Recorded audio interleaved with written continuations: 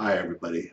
Before I get to the content of this video, anybody who has sent me a GoFundMe who I didn't make a video for in the past, please resend me your story because I get so many emails and so much communication. I'm having a hard time deciphering what's what. So if you've already sent me a donation, whether for the last GoFundMe or this GoFundMe, well actually not, it would be the last GoFundMe, resend me your story again so I could get your video made.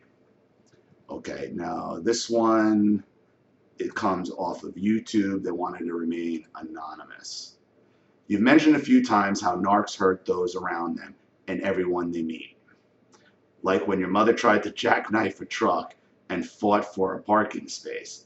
I've got a story. If you make a video, don't use my name. Thanks. Also, please don't reply unless a video. I wasn't in a narc relationship or come from a narc family. I discovered what narcissism was when I cared for a cancer patient and his family mugged me 2 days after the funeral. To look on the bright side, I trusted my instincts.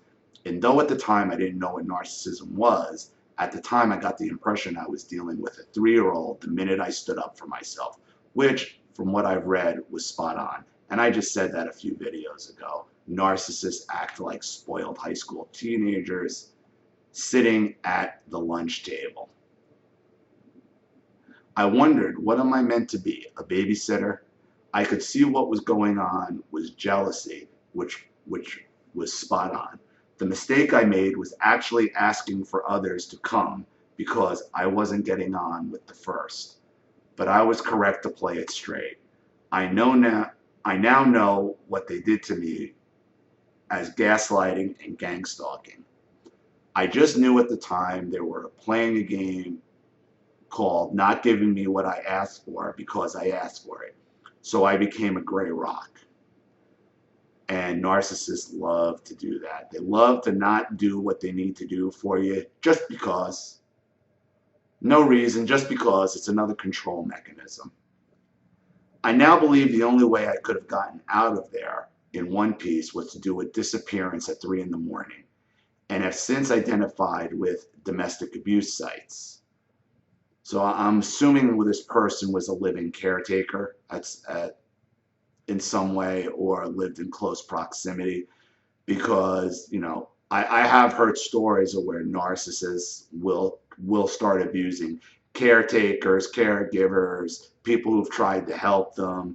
And, I actually have a friend from my chat room who's going through something similar with his boss, actually. And it appears that his boss, who is a man and he's a man, is actually in love with him and is trying to control every aspect of his life. So this is quite common. It's time to leave when the other person in the house starts controlling the food.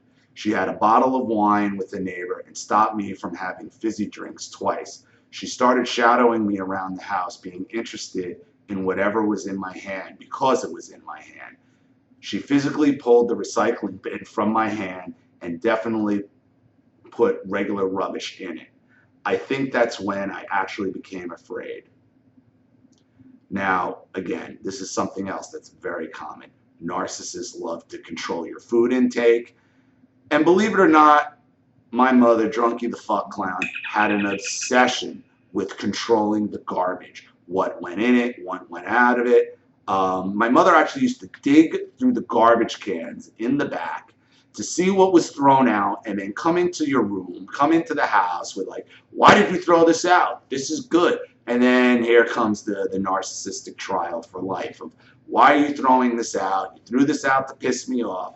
And it was always garbage, garbage. So this is another common trait of the narcissist.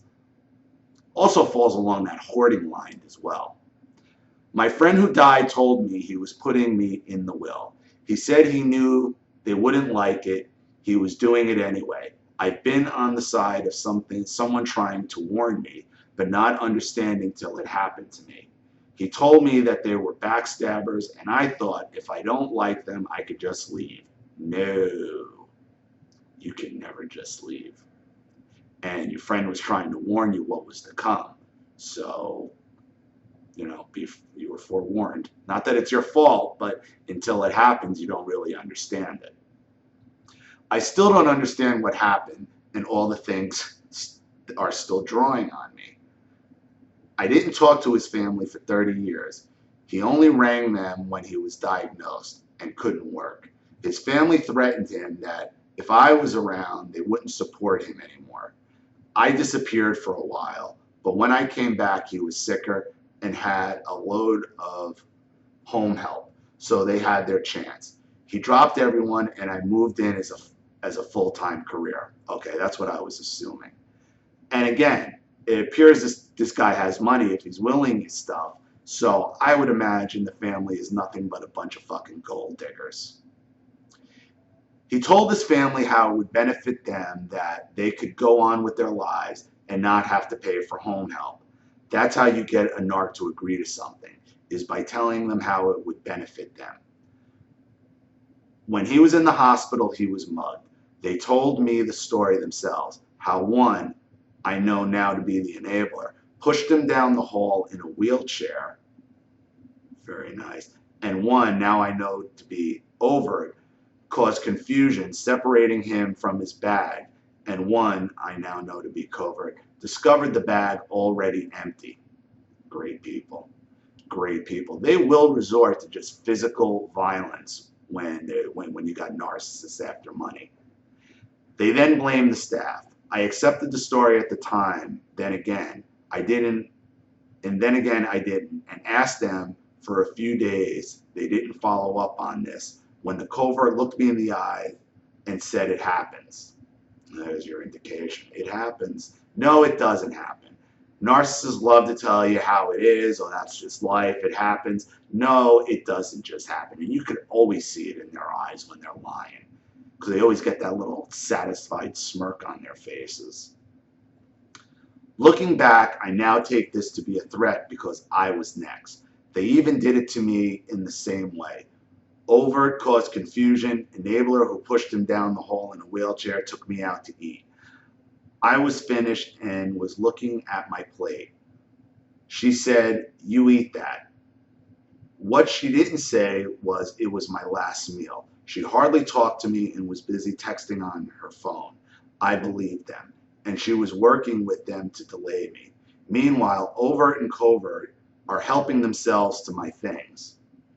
And they will do that because, remember, narcissists believe anything they want is theirs. They have epic entitlement, okay? They don't even see. They know what they're doing is wrong, but somehow in their mind, they're so great, or what they feel is so just. They're owed. They're owed. So, you know what? You really just bringing it on yourself. I knew there was no reason for me to leave until the house was sold, and they tried to tell me they were helping me. But now I know the term metadata when content and context don't match. And it never does with the narcissist. When you start analyzing them, and you usually don't have to go too deep, you usually see the story and the reality don't match up whatsoever. They took a day that was about me and made it about themselves, because those are my memories in that house, because I had a history of living there when he was well. I was willing to go through things and tell them what they meant before I got to know them better. You were right in your video, narcissist abuse is intentional, when you said there is no misunderstanding. They did it deliberately, and they always do. They always do. Remember, I've said this a million times. The narcissist is always plotting, scheming, trying to get their way. There are machines. There are machines that will do anything they have to do, okay, to satisfy their goal. They were mugging me in my own home. And by mugging, I'm assuming this person's meaning robbing, because I'm assuming this person is not in the United States. So mugging, I don't know if it's a physical mugging or a theft mugging. I guess we'll find out. I'm grateful they didn't do more. You were also right about I wasn't really surprised when they stabbed me in the back. Right, because you always know deep down who you're dealing with, but you don't actually want to believe that people are that evil. I picked up something on the way. They barged into the house and criticized him for not combing his hair, and depth went missing. They were trying to charm me to stay, but I said, no, thank you. Smart move. I've been physically sick, and I'm sure I've got post-traumatic stress. No doubt. That is the number one affect of narcissism that we all deal with, is post-traumatic stress disorder. He wanted a buffer between himself and these people and phoned a neighbor. Yeah, this person's definitely overseas because they spell neighbor with a U. And phoned a neighbor with a car to take him to the hospital, trying to stay independent from these people till the end. What greedy losers. I even think they are using his travel pass. Talk about a narc will assume your identity, one of your other titles. You think those were their memories in that house. Epic entitlement. Well, thank you for your message, and you're absolutely right. What you're dealing with here is a narcissistic family's epic entitlement. People who probably couldn't make it on their own. Your friend seems like he had some success, he had some money, and it ain't good enough for them. They got to get their disgusting hands on it. It appears you got out of the situation already. Never look back. Never talk to them again. Whatever they stole from you, write it off. Write it off. I'm sure you probably already did. Okay, you got off light, lesson learned. Now you know what to look for as far as narcissists concerned. But these people are disgusting. And the entitlement of the narcissist is one of the most frustrating and damaging things, because they will entitle themselves to anything. Your home, your possessions, your money, your health, your medications, your friendships. It doesn't freaking matter. That is the narcissist's epic entitlement. It'll never end. It'll just continue and continue and continue. I'm sorry you went through all this. I'm sorry you lost your friend and your friend got sick. But it appears you're a very good person, and you gave this person some sort of comfort at the end of their life and some sort of protection, and that is saying something. So thank you again for your message. I really appreciate it. I kept this and not kept you anonymous as you asked. But lesson learned. And it goes to show you, you don't necessarily have to be married to a narcissist, have been grown up around narcissists. These people can attack you in any phase of your life. As I stated a little earlier, my friend from my chat room has a brutal story dealing with his boss, who is a narcissist, who shows up at his house, controls his life, because the boss also owns the house. He owns this big community, and he works this guy like a slave for $10 an hour, makes him take care of his mother, his property, his wife, his daughter, shows up at his house, harasses him, asks people in the community about him, gets involved in his finances, calls people on his behalf, trying to control him and control every aspect of his life. So this isn't necessarily unique. It's a little different than most narcissists, but it does happen. It does happen, and it is unfortunate. So thank you again for your story. I hope this helped, getting your story out there. I hope my comments helped. Please let me know. For everyone else, please, if you like this channel, please help it grow by supporting the GoFundMe link in the description box. Even sharing the link helps wherever you can.